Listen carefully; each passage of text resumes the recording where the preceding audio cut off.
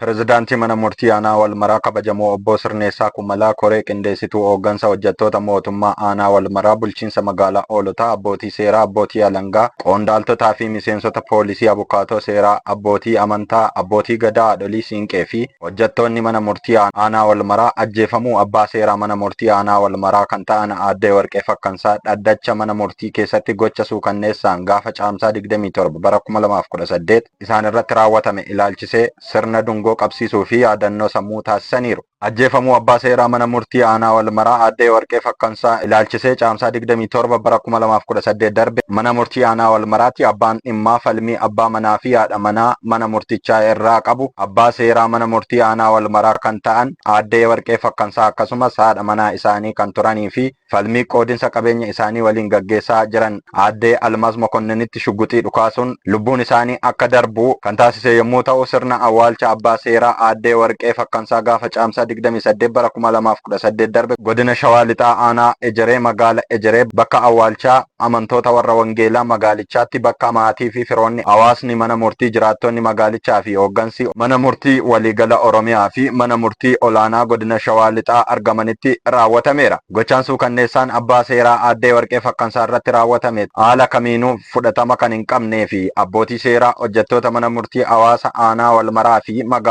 magaala Hoolotaa gadda cimaa keessa kan galche ta'us ibsaniiru. Yakkamtoonni warri safuu fi kabaja hin beekne warri mo'amanii fi warri daandii badinsaa filatan yakka garaa jabummaa raawwatan dhugaa namootaa dhoksanii lubbuu qulqullootaa balleessanii kabaja mana murtii tuquun amilee fi xiinsammuu abbootii seeraa fi mirga dhala namaa sarban akka waan faayidaa fi bu'aa argataniitti yaaduun dogoggora olaanaadhas jedhaniiru. Kanaafis manni murtii akka waan olaantummaa seeraa mirgaa fi haqa lammiilee hin mirkaneessinetti yaaduun isaanii dogoggora guddaa wallaalummaa fi boodatti afummaa isaa ta'uu gatii fi aarsaa kan isaan kanfalchiisu akka ta'ee fi yakka kamiyyuu raawwatanii seera jalaa ba'uu akka hin danda'amne hubachuu fi beekuun dirqama nama hundaatis jedhaniiru. Gochaan suukanneessaan Abbaa Seeraa Mana Murtii Aanaa Walmaraa Aaddee Warqee Fakkansaa irratti raawwatame nuyi koree qindeessituu hooggansa hojjettoota mootummaa abbootii gadaa Gochaan suukanneessaan Abbaa Seeraa Mana Murtii Aanaa Walmaraa Aaddee Warqee Fakkansaa irratti raawwatame hooggansa hojjettoota mootummaa abbootii alangaa abbootii amantaa abbootii gadaa seera miseensota poolisii fi hojjettoota mana murtii gadda cimaa keessa kan galche ta'us himaniiru. Kanaafis gochaan suukanneessaan akkanaa irra deebiin akka hin raawwatamneef yeroo kamiyyuu bakka hundatti mana murtii keessaa fi alatti eegumsii fi sakatta'insi abbootii seeraa qaamolee seeraa fi hojjettoota mana murtiitiif kan taasifamu waan ta'eef manni murtii bakka yaaddoo osoo hin taane bakka lammiileen mirga haqaa walqixxummaa fi olaantummaa seeraa isaanii itti kabajamuu fi mirkanaa'uudhas jedhaniiru. Dhumarrattis mana murtii Aanaa Walmaraa gocha suukanneessaa Abbaa Seeraa Aaddee Warqee Fakkansaa irra qaqqabeen gadda itti dhaga'ame ibsanii Waaqayyo maatii fi firoottan isaaniif jajjabina akka kennu hawwaniiru.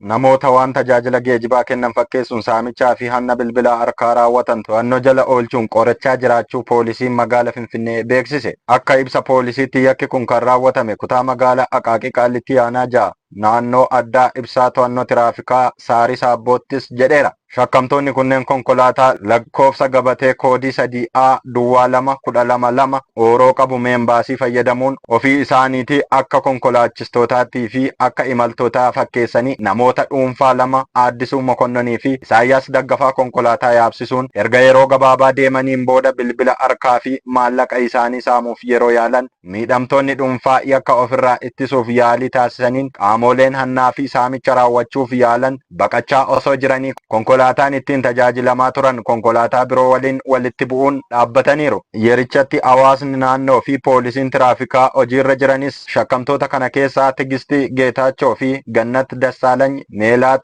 Geetaachoo, Geetanaa fi Moyaazaa Maammoo to'annoo seeraa jala oolchuunis sakatta'insa taasifameen bilbiloota harkaa ismaartii 6 fi kaardii miimooriin 11 harka shakkamtootaatti argamuun ibsameera. Poolisiin dabalataan akka ibsetti qorannoo bal'aan irratti gaggeeffamaa kan jiru yoo ta'u ta'u shakkamtoota biroo hanga ammaatti hin qabne to'annoo jala oolchuufis hordoffiin cimaan taasifamaa akka jirullee himeera. Haaluma wal fakkaatuun kutaa magaalaa Boolee aanaa 12 naannoo addaa Bulbulaa jedhamutti heeruu hawaasarraa kenname bu'uura taasifachuun namoota Habtaamuu Yohaannisii fi Anteenaa Yohaannis jedhaman yakka hanna bilbila harkaa raawwachuun shakkamuun to'annoo jala oolfamaniirus jedheera. Kana hordofee qorannoo irratti taasifameenis bilbiloonni harka isaaniitti argamanis bilbila ismaartii 4 harka isaanii irratti argamu poolisiin ibseera. Poolisiin akka beeksisetti shakkamtoonni kunneen kutaa magaalaa adda addaa keessa socho'uun yakka raawwachaa waan turaniif namoonni bilbilli isin jalaa atamee ture qajeelcha waliigala poolisii magaalaa Finfinneetti argamuun bilbila atamaa turan adda baasuun yoo kan isaanii ta'e fudhachuu akka danda'an ibseera.